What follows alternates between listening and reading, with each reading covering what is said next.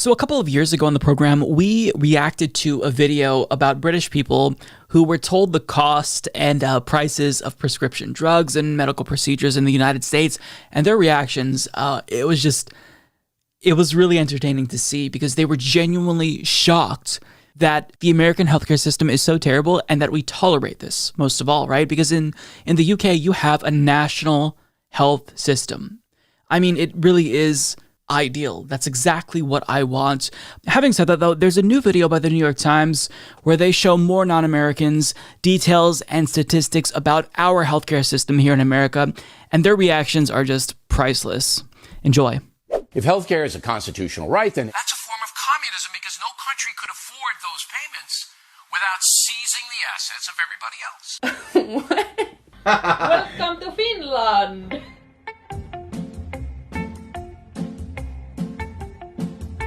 Oh! Dudes, what's going on?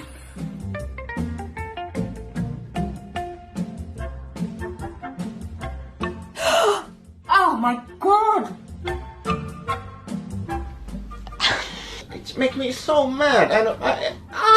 I mean, come on, guys. It's not that hard. Look around the world. Everyone else seems to have figured it out, right? Imagine you're in America. Which of these options would be best for you? That's a lot to think about. What is an OOP max? I guess with what I got here, I would go with Plan D because the deductible is 0. Okay, there's more. Gold, HMO, PPO, HMO. And what are copays? I don't get... That's like if you pay for Spotify Premium and Spotify still makes you pay every time you listen to a song. It's too complicated. I'm lost. I'm so lost. In Canada, I don't have to really think about the different plans that I could pick from. You just pay one amount per month and all the major treatments are covered. At least 70% of our medical expenses are always covered. Uninsured, unable to afford treatment for a tooth infection that keeps flaring up. Cook Emma Rittner lost her job in March. I did manage to get antibiotics from a friend whose mom regularly goes down to Mexico, and I've been taking that, self-medicating, based off of Dr. Google's advice. Dr. Google's advice. Here in Japan, even if you lose a job, you would never lose your health insurance. When you lose your job, that's when society should help you. I've chosen a creative job and had the backing of a healthcare system. But if you don't have that, do you pick the safe job or do you pick the creative job?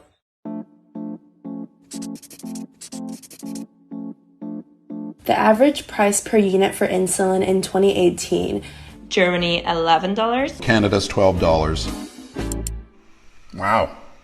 It's like 8 times the price of insulin in Canada. I guess that explains why Americans come up to Canada to buy medication.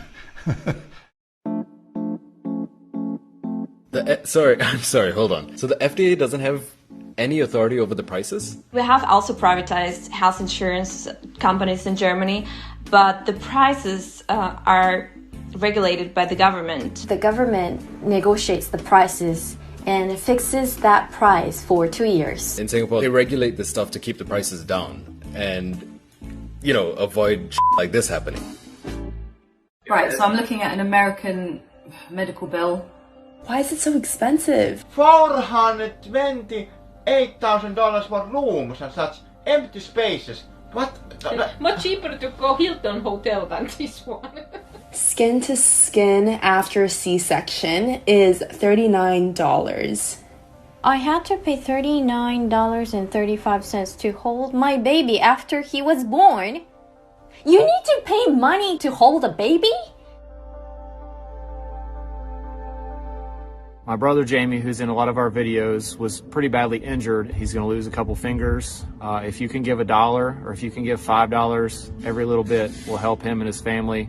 That's heartbreaking.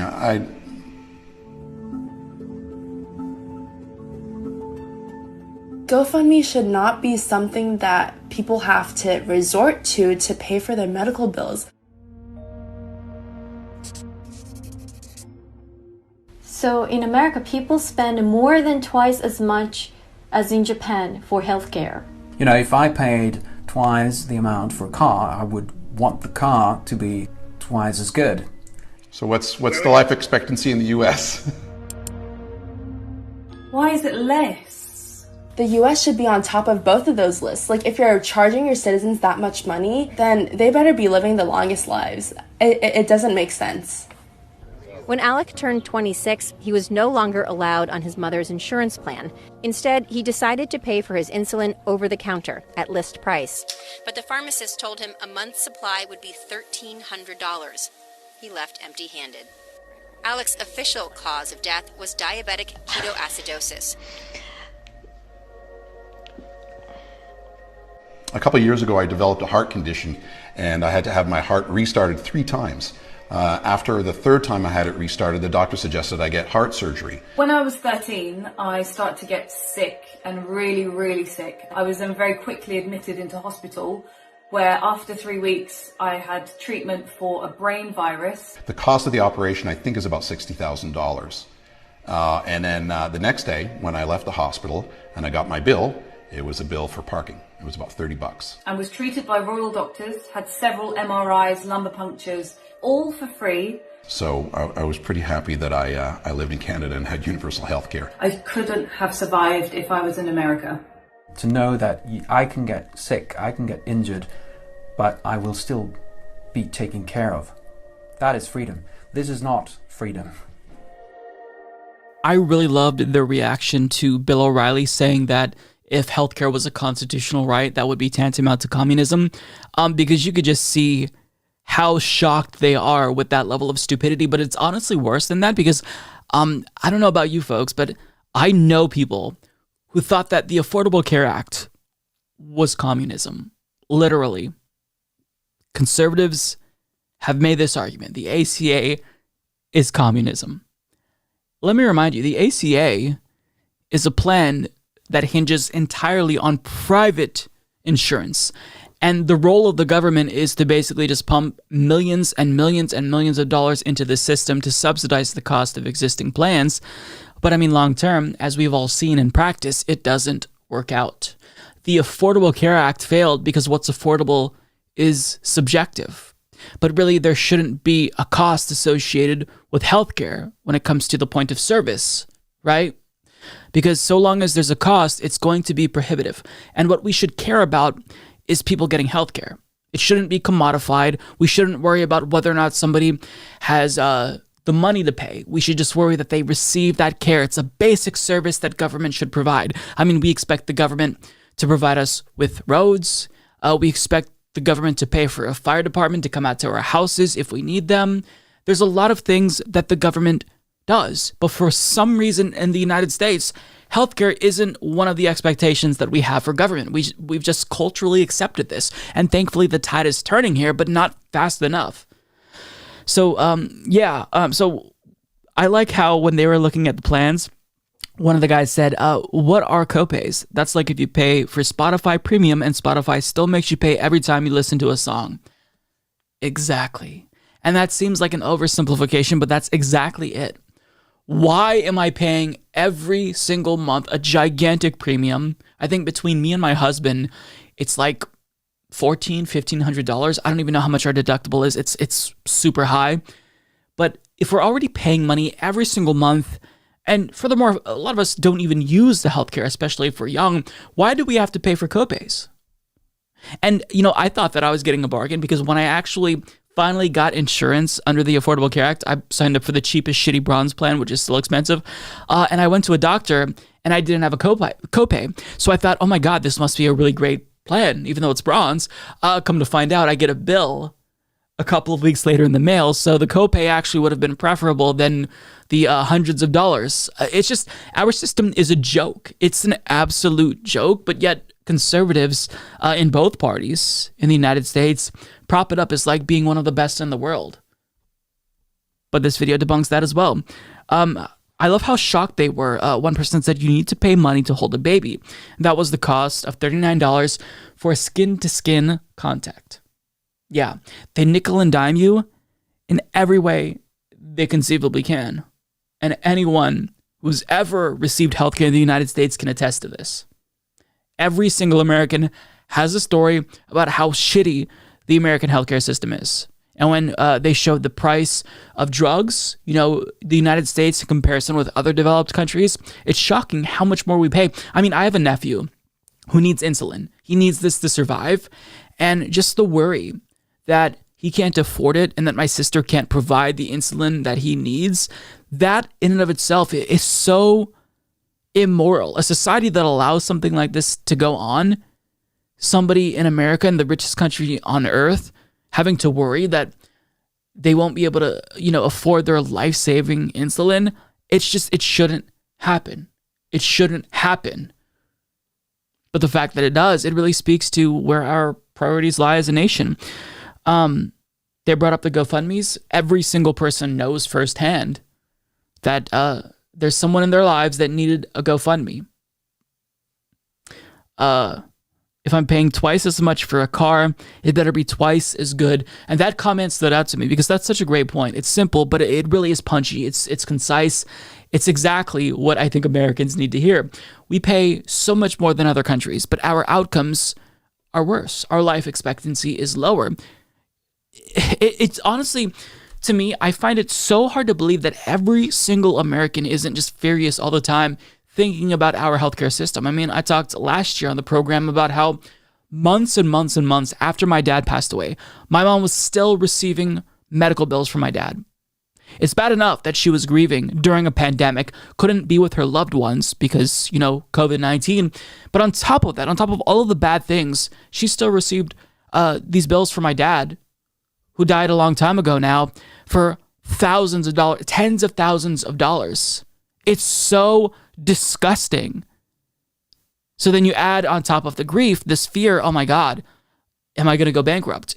Am I going to afford this? Do I actually have to pay for this? Is this just a statement from the insurance company? Are they going to cover it? Because nothing is clear in our healthcare system. You just don't know, right? Sometimes you get bills and you don't actually have to pay them. It's just like an itemized receipt. Sometimes you do. So, you get confused. You get fearful of what's going to happen. Is your livelihood going to be affected if you can't pay tens of thousands of dollars? Because, of course, the normal human being in this country can't. It's awful. Now, the Canadian at the end, he said he had a procedure. It cost $60,000 and all he paid was $30 for parking. I can't even imagine what that would be like. I honestly can't fathom it. I cannot fathom it. And look, all of this, in some, I think this is pretty obvious, but I think it's obvious why the health insurance industry, along with their shills in Congress and on mainstream media, are fighting so hard against Medicare for All. Because if we actually got Medicare for All codified into law, if they try to take this away from us, like let's say, hypothetically speaking, we elected a progressive as president and it actually passed. By some miracle, it passed. And then the next Republican administration threatened to repeal it or chip away at it. There would be riots in the streets. You can't take something like that away from people, which is why even in the UK and in Canada, the Conservative Party in Canada, the Tories in the UK, they can't just outright run on getting rid of their public health systems. They can't do that because it'd be too unpopular. You can't take that away from someone once you give that to them. So what they do is they try to covertly undermine the system by partially privatizing it and chipping away at it slowly but surely over the course of decades. And, that's still bad, that's still terrible, but they still have to pay fealty to the fact that they support the national health system in the UK. Conservatives in Canada still have to say, yeah, I support our system, our single-payer system. Of course, I don't want an American system. And some of them do because they're sellouts, they're corrupt. But you're never going to hear them say that because they know how unpopular it would be. And to give you an example of another policy like that is Social Security. How many times have we seen members of both parties try to either fully privatize it or partially privatize it, and immediately they face swift and severe backlash like that? It's because if you put something into the hands of the American people and they love it, you cannot take that away. And if you try, there's going to be hell to pay. So that's why they're fighting so hard against Medicare for all. And even if it's really demoralizing, even if it's really frustrating to know that people are dying every single year that we don't have Medicare for all, I do understand in the back of my mind, I'm trying to, remind myself that this is evidence that we're winning and we're scaring them. If they were just ignoring us, if they weren't dispatching hundreds of lobbyists to, convince politicians to not support single payer, then that'd show how ineffectual we were, how we lacked the persuasiveness needed to actually sell it. But we've sold it. The majority of Americans now support Medicare for all, and depending on the poll, Republicans support it too. So, I mean, we are winning in terms of convincing Americans. Now it's just a matter of actually getting it codified into law. And once we do that, it'll immediately transition into a fight to preserve what we've managed to accomplish. Because like, the UK and Canada, there's going to be private forces that try to chip away at it, but we fight. It's a never-ending battle, and it's tiring. But I do believe that there is going to come a time, hopefully, when we do get Medicare for all. And regardless of how long it takes, the conclusion is that it'll still be way too late. But it's better late than never. It's absolutely needed, and it's the only solution to our absolutely atrocious for-profit, privately run healthcare system, which is just not only a clusterfuck, but it is literally deadly.